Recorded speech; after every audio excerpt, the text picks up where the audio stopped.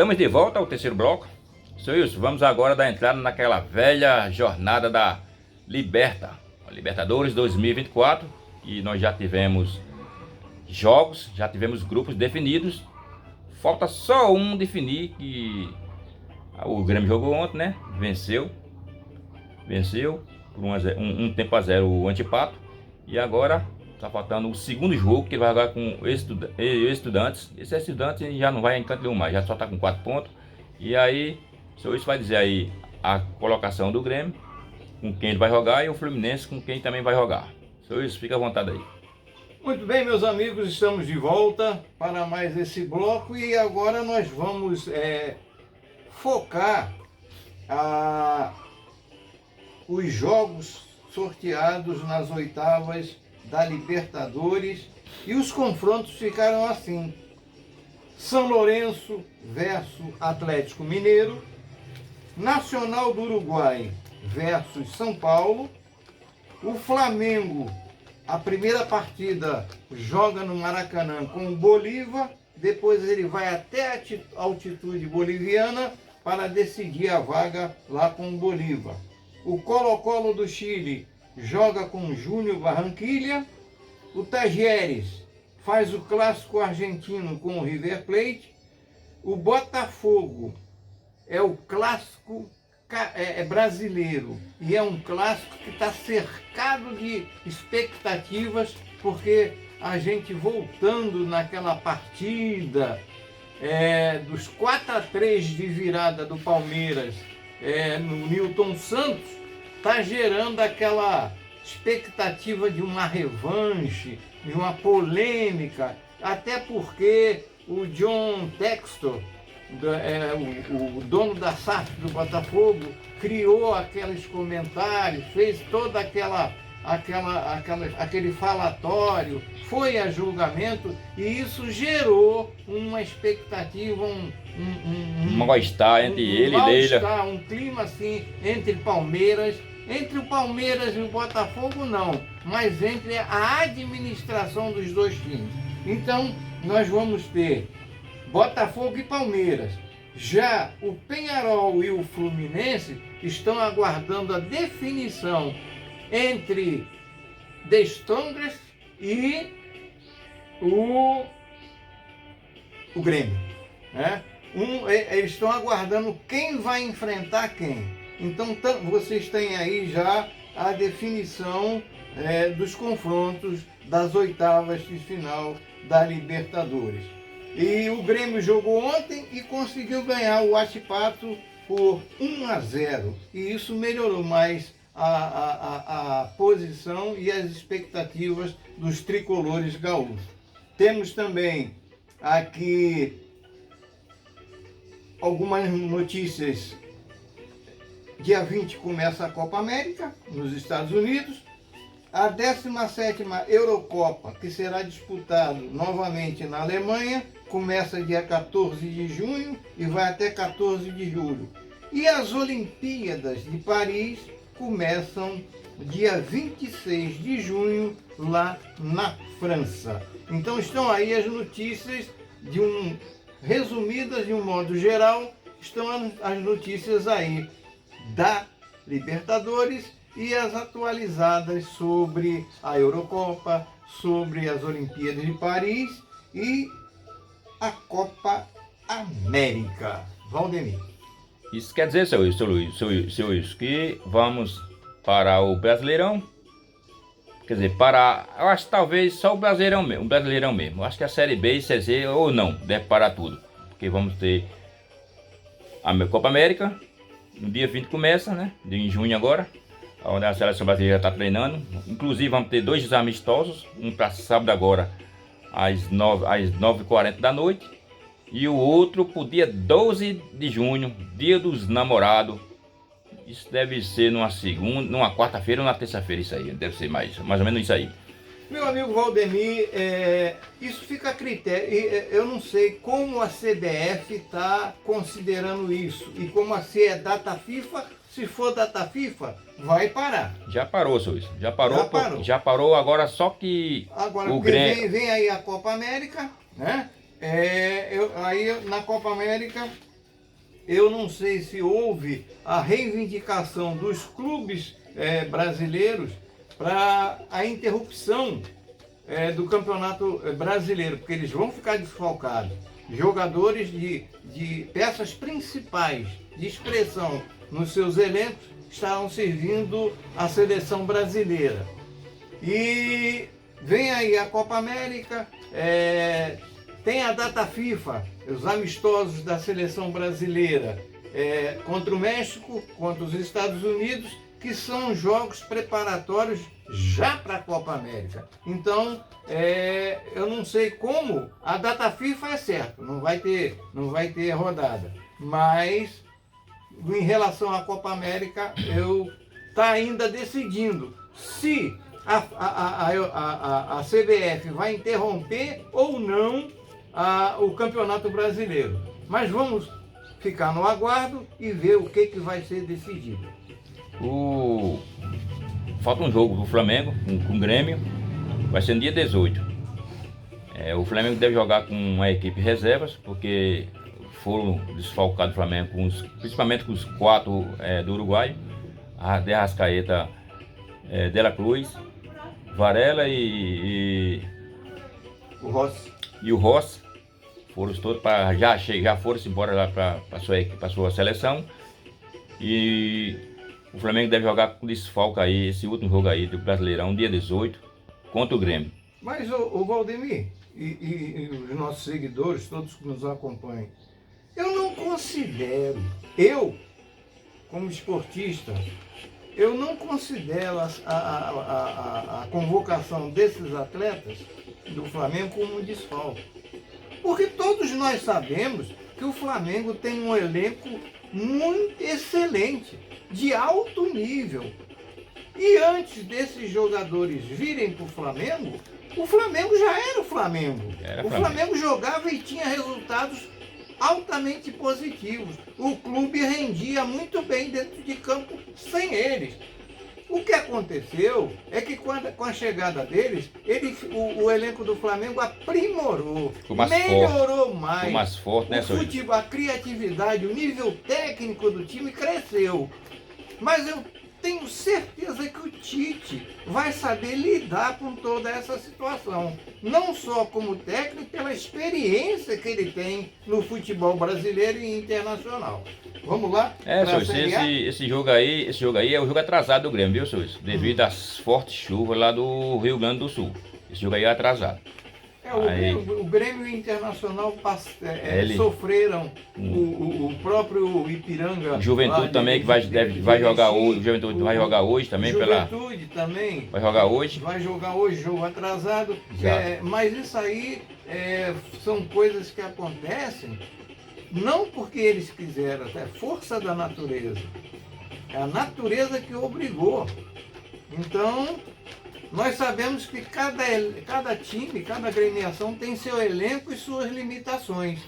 Agora, uma coisa é certa, esse período de interrupção cortou a continuidade de treinamento, quebrou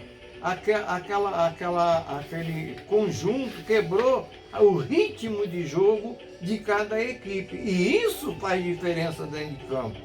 Ao passo que seus adversários vêm jogando toda semana, vêm jogando toda a rodada. Então eles estão com ritmo de jogo, com conjunto, com preparo físico em dia. Aí vai a superioridade do adversário deles. Isso, vamos agora à tabela da Série A aí, depois eu quero ver a sua opinião entre Flamengo e Vasco aí, esse clássico que nós tivemos aí, Carioca, domingo passado, que os vascaínos ainda não engoliram aqueles 6-1. Você não perde a oportunidade, né? Quer sempre me colocar com a saia justa, né? Vamos embora aí na tabela aí da Série A e depois eu quero escutar os seus comentários.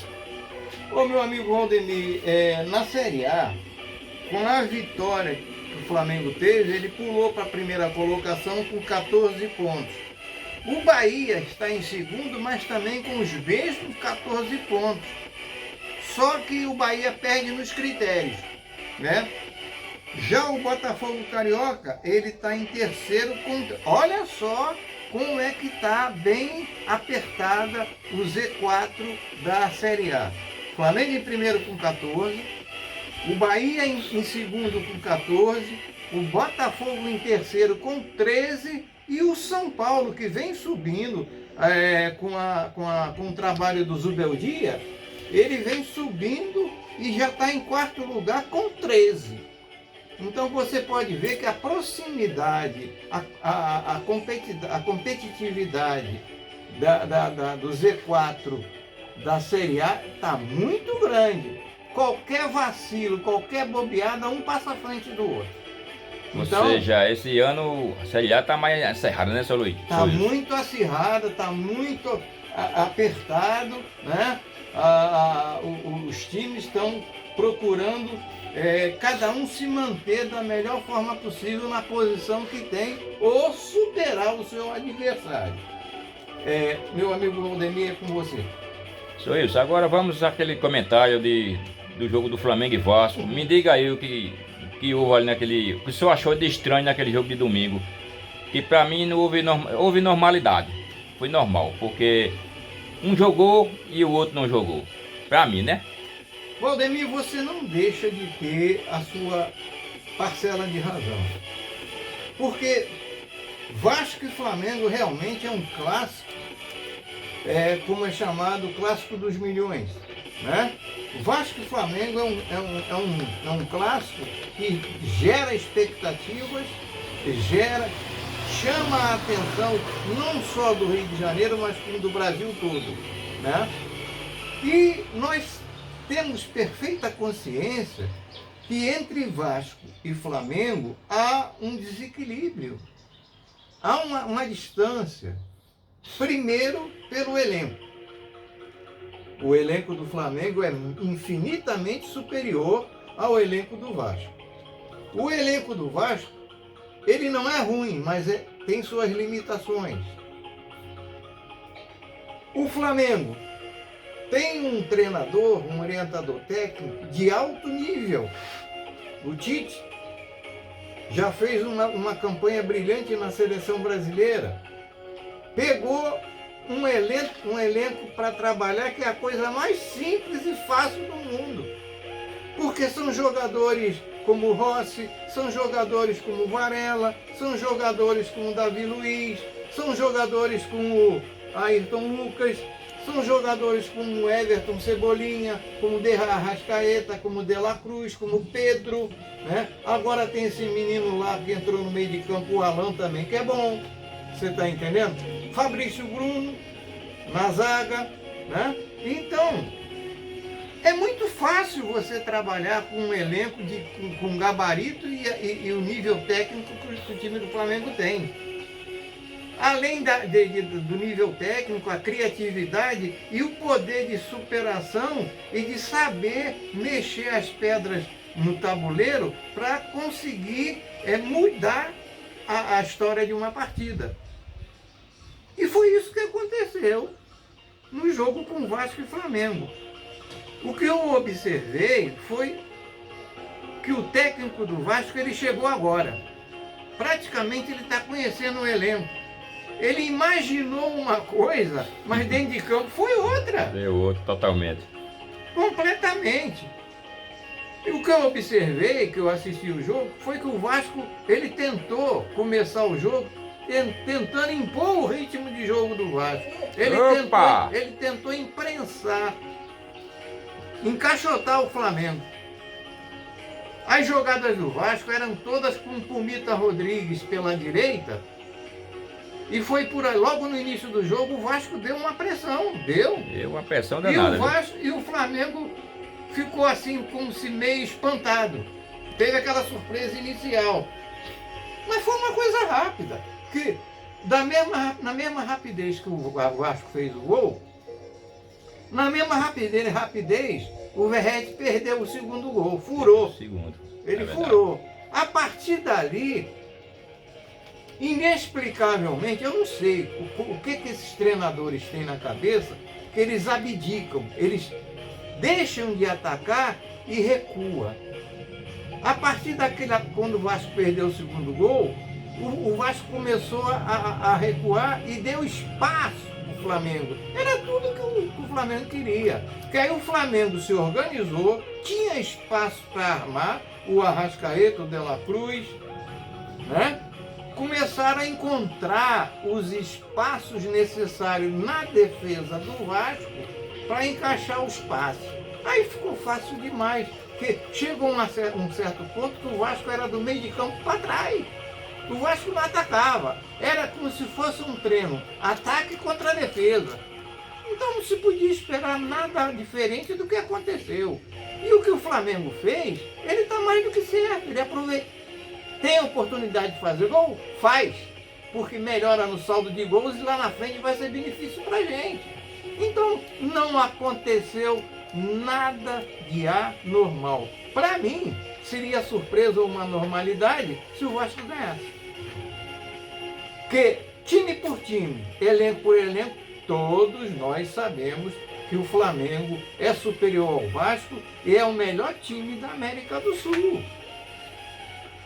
Querendo ou não, gostando ou não, a torcida do Vascaína tem que aceitar e se conformar. Ainda tem muita coisa para melhorar no Vasco? Tem. Ainda tem muito trabalho para esse treinador novo fazer? Tem. Agora ele vai queimar muito, vai ficar muito de cabelo branco para acertar aquele time ali. Não adianta ele ter um jogador no meio de campo como o Paê, que é excelente, se o resto do time não acompanha. Então, vamos agora. Passou. Parabéns ao Flamengo, parabéns a todo o elenco, ao Tite. Conseguiu alcançar a liderança. E eu lhe digo mais uma coisa: estão dando asas para o Flamengo. Estão dando espaço para o Flamengo e ele está entrando. Os outros times que se cuidem. Os outros times que se cuidem. Valdemir. Esse foi o comentário do seu Wilson. Falou, disse o que tinha de dizer, que realmente o Flamengo, ele é a melhor equipe da América do Sul, Flamengo. E tem gabarito, não, me desculpe interromper, tem gabarito para enfrentar qualquer time lá da Europa. Ele tem elenco para enfrentar, porque tem jogadores experientes que já jogaram lá fora, conhecem o jogo da Europa. Tem jogadores de alto nível. Então o Flamengo, ele está preparado para qualquer jogo, em qualquer lugar.